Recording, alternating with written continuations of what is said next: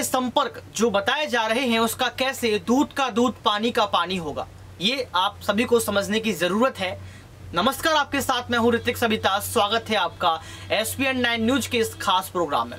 दोस्तों, आपको बता दें कि यहाँ पर एक बड़ा खुलासा करने जा रहा है। जी हाँ, बड़ा खुलासा रहेगा कि आखिर कैसे यहाँ पर अडानी और मोदी के जो संपर्कों पर चर्चा चल रही है, किस तरीके से अडानी 609वें नंबर से जो है यहाँ पर तीसरे नंबर पर पहुंच गए और लगातार अब देखा गया है कि 124 बिलियन डॉलर संपत्ति जो थी वो लगातार 61.3 बिलियन डॉलर संपत्ति तक पहुंच गई है। वहीं आपको बता दें कि मुकेश अंबानी यहाँ पर टॉप 10 की सूची में आ गए, यानी कि 10वें नंबर पर आ गए अमीरों की सूची में।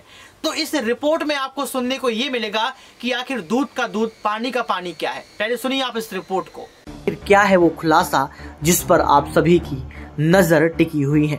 गौतम अडानी के नेतृत्व वाले अडानी ग्रुप ने पिछले 2 दशकों में बड़े पैमाने पर अपने कारोबार का विस्तार किया। जी हां, विस्तार किया और बढ़ा लिया। साल 2000 के शुरुआती दशक में ग्रुप की एक कंपनी लिस्टेड थी। 2023 में इनकी संख्या बढ़कर 10 हो गई। इनमें ACC, अंबुजा सीमेंट्स और NDTV शामिल हैं, जिनका हाल ही में अडानी ग्रुप ने अधिग्रहण किया है। अडानी ग्रुप के विस्तार को भारत की विकास गाथा के अनुरूप देखा जा सकता है। वर्तमान में भारत का सकल घरेलू उत्पाद GDP 2004 के 709.15 अरब डॉलर के मुकाबले 3 ट्रिलियन डॉलर से अधिक है। साल 2014 में जब नरेंद्र मोदी पहली बार देश के प्रधानमंत्री बने, तब देश की GDP 2.04 ट्रिलियन डॉलर थी। आखिर क्यों? लगातार देखा गया कि इस GDP की जो ग्रोथ है वो ग्रोथ ना होकर घटी है। सबसे बड़ी बात निकल कर ये आती है कि आखिर क्यों यहाँ पर अडानी तमाम एजेंसियों पर, तमाम चीजों पर जो है अपना अधिग्रहण करते चले जा रहे हैं। अडानी ग्रुप की मौजूदगी आज के समय में infrastructure, power, airport, cement, media और FMCG जैसी कई सेक्टर्स में है। ग्रुप ने साल 2004 में अपने निवेशकों को शानदार मुनाफा भी दिया। लेकिन बड़ी बात निकल कर ये आती है कि यूपी के तहत, UPA जो की सरकार है के तहत कितना बड़ा कारोबार यहाँ पर बढ़ा है। दिलचस्प बात यह है कि UPA के शासन के दौरान अडानी समूह के शेयर अडानी एंटरप्राइजेज में भारी उछाल आया था। एस इक्विटी के पास, जी हां, एस इक्विटी के पास उपलब्ध आंकड़ों के मुताबिक मई 2004 से मई 2014 के बीच अडानी एंटरप्राइजेज के शेयरों में 2186% की बढ़ोतरी हुई है। अडानी एंटरप्राइजेज 2004 में एकमात्र लिस्टेड अडानी समूह की फर्म थी। लगभग 3 साल बाद अडानी पोर्ट्स, यानी कि पहले मुंद्रा पोर्ट के रूप में जाना जाता था, अब अडानी पोर्ट्स के रूप में जाना जाता है, कि नवंबर 2007 में लिस्टिंग हुई। इसके साथ अडानी पावर को अगस्त 2009 में स्टॉक एक्सचेंज में जो लिस्ट थी उसमें शामिल कर लिया गया। तो आप समझ सकते हैं कि किस तरीके से यहाँ पर एक बड़ा खुलासा हुआ है। आपको ये भी जानना पड़ेगा कि आखिर क्यों विपक्ष में गो अडानी, मोदी अडानी, भाई भाई के नारे लग रहे हैं। तमाम चीज़ें जो है यहाँ पर निकल कर दोस्तों आई हैं। वहीं देखा जाए तो अडानी हिंडनबर्ग मामले के चलते निवेशकों को हुए नुकसान पर सुप्रीम कोर्ट ने चिंता जताई है। सुप्रीम कोर्ट ने जानना चाहा है कि भविष्य में लोगों को ऐसे नुकसान से कैसे बचाया जा सकता है। क्या शेयर बाजार की नियामक व्यवस्था में कुछ बदलाव की जरूरत है? कोर्ट ने शुक्रवार को संकेत दिया है कि वह सुझाव देने के लिए एक विशेषज्ञ कमेटी का गठन कर सकता है।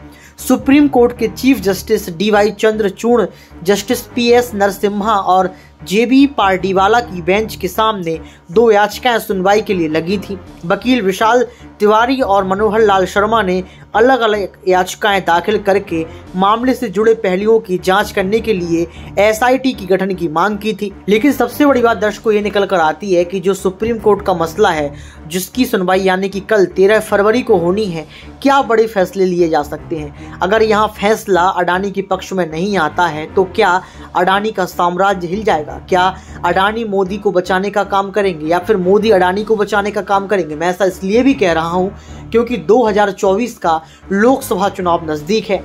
2024 के लोकसभा चुनाव के नजदीक होने के साथ साथ जिस तरीके से देश के प्रधानमंत्री ने अपनी छवि का निर्माण किया था, आज देखा जाए वर्तमान में तो छवि धूमिल होती हुई नजर आ रही है। एक तरफ विपक्ष लगातार सवाल खड़े कर रहे हैं तो दूसरी तरफ देखा जाए तो तमाम राजनीतिक पार्टियां एक के बाद एक काले चिट्ठे खोल रहे हैं। सबूत के साथ यहां पर संजय सिंह आ रहे हैं, मल्लिकार्जुन खड़गे आ रहे हैं, राहुल गांधी आ रहे हैं। तो क्या देश के प्रधानमंत्री की जो कुर्सी है वो खतरे में आ जाएगी? ये बड़ा सवाल निकल कर आ रहा है। वहीं चीफ जस्टिस ने कहा कि कुछ ही समय में, जी हाँ, कुछ ही समय में शॉर्ट सेलिंग के जरिए बाजार को बुरी तरह से प्रभावित कर दिया गया है। इससे निवेशकों के लाखों करोड़ों रुपए डूब गए हैं। उन्होंने कहा कि शेयर बाजार में सिर्फ धनी लोग ही पैसे नहीं लगाते, मध्यम वर्ग के लोग भी पैसे लगाते हैं। निवेशकों के हितों की सुरक्षा जरूरी है। कोर्ट ने हिंडनबर्ग रिसर्च रिपोर्ट सामने आने के बाद बाजार में आई गिरावट के कारणों की जानकारी मांगी है। यह भी पूछा है कि स्थिति को बेहतरीन बनाने के लिए क्या कदम उठाए गए हैं। सुप्रीम कोर्ट ने साफ किया है कि वह यह नहीं कह रहा है कि securities and exchange board of India यानी सेबी अपना काम नहीं कर रही है, लेकिन बात ये निकल कर आती है कि जो मध्यम वर्ग और जो गरीब लोगों का पैसा भी शेयर मार्केट में लगा है, उनके साथ पक्षपात क्यों? आखिर उनका पैसा ना डूबे, इसलिए आप उन मुद्दों को रखें ताकि लोगों का बाजार से भरोसा ना टूटे। इस तरीके की बातें हुई हैं, लेकिन बड़ी बात निकलकर दोस्तों ये भी आती है कि आखिर होगा क्या? आखिर कोर्ट के फैसला को सुनने के बाद अडानी को क्या होगा? क्या अडानी अपनी संपत्ति का राष्ट्रीयकरण कर देंगे? क्या अडानी की संपत्ति का राष्ट्रीयकरण होने के बाद जो तमाम निवेशक हैं उनका पैसा लौट जाएगा? ये तमाम सवाल दोस्तों खड़े हो रहे हैं। लेकिन सबसे बड़ी बात दर्शकों ये भी निकल कर आती है कि जब सदन में देश के प्रधानमंत्री स्पीच बोलते हैं, जब विपक्ष को घेरते हैं, राहुल गांधी के सवालों को जवाब ना देते हुए जो है यहाँ पर जवाहरलाल नेहरू पर पहुँच जाते हैं, वहीं दूसरी तरफ देखा जाए तो विपक्ष में लगातार नारे लगते रहते हैं, तो देश के प्रधानमंत्री चुप्पी क्यों नहीं तोड़ते हैं? देश के प्रधानमंत्री आखिर अडानी से क्यों डर रहे हैं? अगर डर रहे हैं, अगर डर नहीं है तो सामने आना चाहिए, प्रेस कॉन्फ्रेंस करना चाहिए। लेकिन लगातार देखा गया कि देश के प्रधानमंत्री गो अडानी, अडानी मोदी भाई के नारे सुनते रहे, कोई भी जवाब नहीं दिया। आपको बता दें कि अमेरिका की शॉर्ट सेलर फर्म हिंडनबर्ग और अडानी ग्रुप के मामले पर सुप्रीम कोर्ट में जो सुनवाई पहुंची थी, उसका अंतिम फैसला जो है हो सकता है कि 13 फरवरी यानी कि कल आ जाए। लेकिन बड़ी बात दर्शकों यही निकल कर आती है कि देश के प्रधानमंत्री आखिर शांत क्यों हैं? अगर शांति की वजह डर है तो ऐसा डर क्यों? शेयर बाजार में अडानी ग्रुप के शेयरों की गिरावट का सिलसिला जारी है।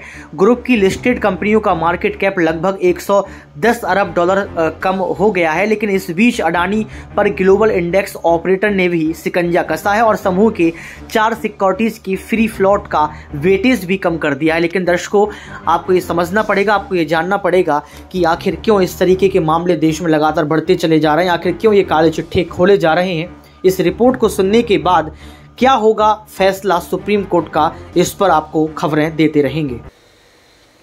तो सुना आपने इस रिपोर्ट को सुनने के बाद आपको पता लग गया होगा कि आखिर सच क्या है।